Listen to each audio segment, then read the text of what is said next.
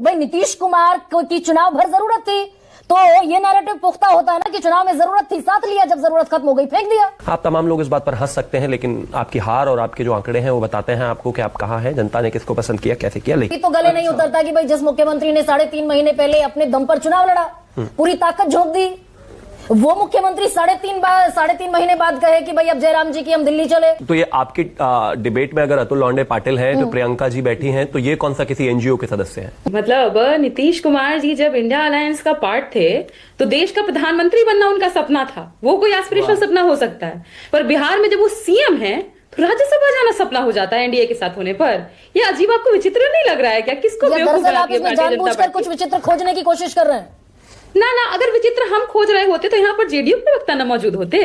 दोस्तों, अभी आपने पीछे 1 मिनट का यह वीडियो क्लिप देखा, उम्मीद करता हूं पसंद आया होगा, लेकिन अंत तक बने रहिए, आगे बहुत मजा आने वाला है। एंकर गरिमा सिंह ने एक बात कहा कि नीतीश कुमार की जरूरत थी आज से 3 महीना पहले नवंबर 2025 में, क्योंकि बिहार में चुनाव जीतना था, इसलिए नीतीश कुमार को खड़ा किया गया, लेकिन अब मतलब खत्म हो गया, तो बीजेपी ने नीतीश कुमार को फेंक दिया। लेकिन सच्चाई तो दोस्तों ये है, नीतीश कुमार ने खुद ट्वीट किया था, इससे किसी को ऐतराज नहीं होना चाहिए, इससे किसी पर सवाल नहीं खड़ा करना चाहिए, अगर नीतीश कुमार ने खुद कहा है तो। लेकिन इन लोगों के अंदर कुछ ऐसी चुल मची है और सारे मुद्दों को छोड़कर बस इसी मुद्दों को पकड़कर चल रहे हैं। दोस्तों, आज का यह वीडियो काफी इंटरेस्टिंग है, डिबेट काफी इंटरेस्टिंग है, जिस तरह से बीजेपी के प्रवक्ता ने इन सभी को आज धोया है, देखकर मजा आ गया। अगर आप चैनल पर नए तो सब्सक्राइब कर लीजिए और वीडियो को देखने से पहले लाइक कर लीजिए। तो आइए बिना देर किए हुए आज की इस ताजा तरीन वीडियो को शुरू करते हैं। दरअसल ये लॉन्ग टर्म प्लानिंग का हिस्सा है कि भाई पहली दफा इतिहास में ऐसा हुआ कि 101 सीट पर बीजेपी लड़ी, 101 सीट पर जेडीयू लड़ी, यानी बीजेपी ने कट्टू साइज किया जनता दल यूनाइटेड को, और चुनाव में भी किया।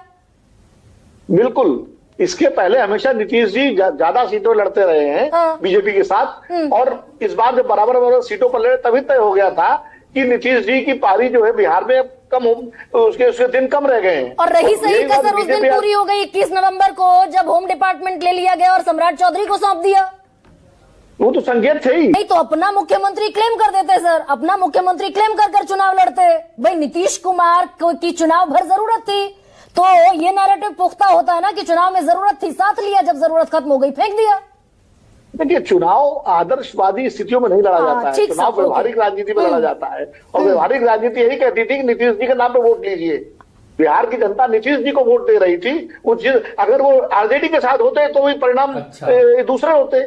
ये दरअसल long term strategy, long term planning का हिस्सा है नीतीश कुमार का बिहार से एग्जिट और दिल्ली में एंट्री। देखिए, मुझे लगता है कि नीतीश जी ने जो बिहार के लिए किया, जाहिर है जब भी बिहार की बात होगी नीतीश जी की बात होगी, और नीतीश जी के रिजीम में, समय में जिस तरीके से अविस्मरणीय बदलाव बिहार में आया, वो वोटरों ने दिखाया है, वोटरों ने लगातार बताया है। आप तमाम लोग इस बात पर हंस सकते हैं, लेकिन आपकी हार और आपके जो आंकड़े हैं वो बताते हैं आपको कि आप कहाँ हैं, जनता ने किसको पसंद किया, कैसे किया। लेकिन और नीतीश जी के बारे में कोई ये कहे कि उनका तो ये निर्णय नहीं हो सकता, वो ऐसा नहीं कर सकते, तो मुझे लगता है कि फिर सबका अपना अपना सम्मान है, लेकिन मुझे लगता है कि फिर हमें अपनी राजनीतिक सोच को और इंप्रूव करने की आवश्यकता है। इस तरीके से नीतीश, हाँ, ये तो उनके मंत्री का बयान है ना, मदन सहनी कह रहे हैं कि मुख्यमंत्री का निर्णय तो हो ही नहीं सकता, ये लोग ऐसा कह सकते हैं। आप मैं तो वही कह रहा हूँ, वो तो आप लोग भी कह रहे हैं और भी कई लोग कह रहे हैं, सबका अपना स्वतंत्र सोच है, जो चाहे कह सकते हैं। लेकिन क्या ऐसा संभव है? क्या राजनीतिक कसौटी पर देश का इतना बड़ा नेता जो आप राज्यसभा की तरफ आ रहे हैं, केंद्रीय राजनीति में आ रहे हैं, क्या वाकई में ऐसा संभव है? क्या वाकई में ऐसा हो सकता है कि एक व्यक्ति जिन्होंने तमाम उतार चढ़ाव के बाद जेडीयू से लगातार और गठबंधन से लगातार मुख्यमंत्री रहे, और जिन्हें एक समय मतलब खास तौर पर इस बात को एक्सेप्ट करने में कोई बुराई नहीं है कि मुखर विरोधी के तौर पर भी हमारे देखा गया, लेकिन क्या वाकई उनको दबाया जा सकता है? मुझे लगता है कि ये उनके साथ एक तरह की बेईमानी है कि आप ये कह रहे हैं कि नीतीश कुमार जी को दबाया जा रहा है, उनका निर्णय नहीं। ये भी तो गले नहीं उतरता कि भाई जिस मुख्यमंत्री ने 3.5 महीने पहले अपने दम पर चुनाव लड़ा, पूरी ताकत झोंक दी, वो मुख्यमंत्री 3.5 महीने बाद कहे कि भाई अब जयराम जी की हम दिल्ली चले। इस देश में बहुत सारे राजनीति के निर्णय मुझे नहीं लगता कि सब लोगों को गले उतरते हैं। होता है अक्सर ऐसा, कई बार हुआ है, काफी बार हुआ है, इतिहास में जाएंगे बहुत सारे निर्णय ऐसे हैं जहां पर लोगों को लगा है क्या निर्णय हुआ, कैसे हुआ।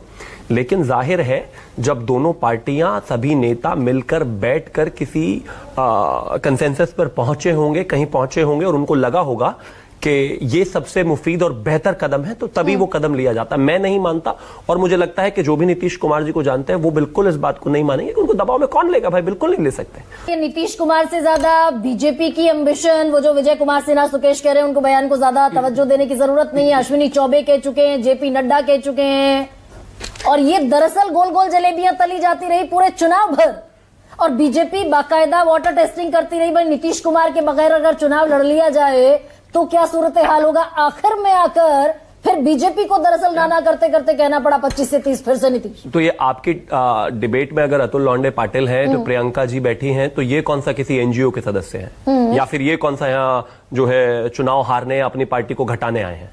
हर किसी का व्यक्ति का ये मानना होता है, हर पार्टी ये चाहती है, वो डिपेंड करता है उसकी मेहनत पर और उसकी दूरदर्शिता पर। लोगों की प्रॉब्लम है वो अपने घर खानदान से बाहर नहीं निकल पाते, तो जाहिर है राज्य में बड़े कैसे बनेंगे और फिर देश में कैसे बनेंगे। हर पॉलिटिकल पार्टी चाहती है कि उनका विकास और होना भी चाहिए, और हर कोई चाहता है, लेकिन जाहिर है दबाव जनता के बीच में और अपने नेताओं से और गठबंधन से सामंजस्य बिठाएंगे तभी ये सब संभव है, अदरवाइज बाकी पार्टीज का क्या हाल है देख लीजिए। अच्छा एक सेकेंड प्रियंका, ना कोई दबाव था भाई, ये तो और भी ज्यादा ऑनर, बड़ा ऑनर है नीतीश कुमार के लिए कि वो राज्यसभा की तरफ रवानगी कर रहे हैं।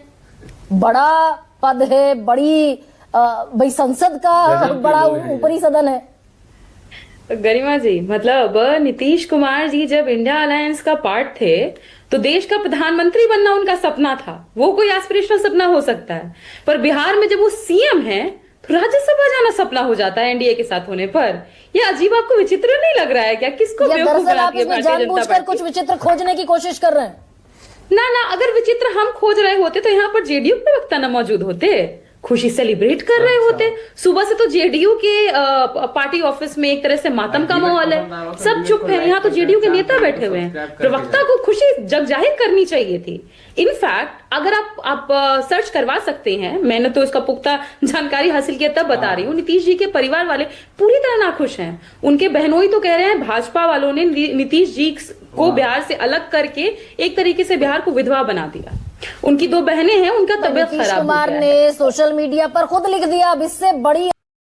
दोस्तों अभी आपने कुछ मिनट का जो वीडियो क्लिप देखा, इस पर अपनी राय, अपनी प्रतिक्रिया देकर जाएं, वो भी दोस्तों कमेंट बॉक्स में। जिस तरह से लोग मुद्दा बना रहे हैं, नीतीश कुमार ने खुलकर कह दिया कि जब मैं जा रहा हूं तब इन लोगों को इतना बड़ा बखेड़ा शुरू ही नहीं करना चाहिए, बीजेपी को टारगेट नहीं बनाना चाहिए। अगर नीतीश कुमार ने किया है या बीजेपी ने किया है तो दोस्तों नीतीश कुमार को कोई भी पार्टी अपने बस में नहीं कर सकती, क्योंकि नीतीश कुमार का अनुभव ही इतना बड़ा है कि सब उनसे नीचे हैं। और अगर वो जाना चाहते हैं दिल्ली तब इस पर किसी को एतराज भी नहीं होना चाहिए। लेकिन अगर बीजेपी ने कुछ किया भी है तो नीतीश कुमार जब खुलकर बोलेंगे तब आप बोलिए। लेकिन अगर नीतीश कुमार ने खुद नहीं कहा कि हमें जबरदस्ती इस पद से हटाया जा रहा है, तब तक विरोध करने का कोई फायदा ही नहीं है। इसे ही कहते हैं हाथी चले बाजार कुत्ता भूखे हजार, शायद यही बात विपक्ष के लिए हो गया।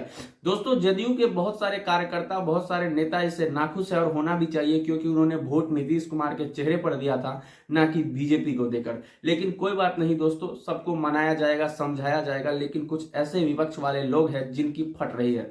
दोस्तों वीडियो पसंद आया हो तो लाइक कर दे, चैनल पर ना तो सब्सक्राइब कर दे। धन्यवाद।